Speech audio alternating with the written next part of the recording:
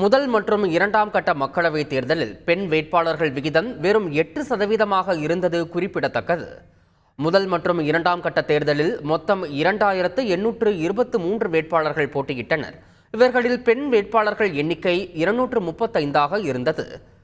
பெண் வேட்பாளர்களின் எண்ணிக்கை குறைவாக இருப்பது பெண்களை முன்னிறுத்துவதில் அரசியல் கட்சிகளின் தயக்கத்தை காட்டுவதாக அரசியல் ஆர்வலர்கள் கூறியுள்ளனர். முதல் கட்ட தேர்தலில் போட்டியிட்ட 135 பெண் வேட்பாளர்களில் 76 பேர் தமிழகத்தை சேர்ந்தவர்கள் என்பது குறிப்பிடத்தக்கது. இரண்டாம் கட்ட தேர்தலில் கேரளாவில் அதிகபட்சமாக 24 பெண் வேட்பாளர்கள் போட்டியிட்டனர். 2 கட்ட தேர்தல்களில் காங்கிரஸ் கட்சி சார்பில் 44 பெண் வேட்பாளர்களும் பாஜக சார்பில் 69 பெண் வேட்பாளர்களும் போட்டியிட்டனர்.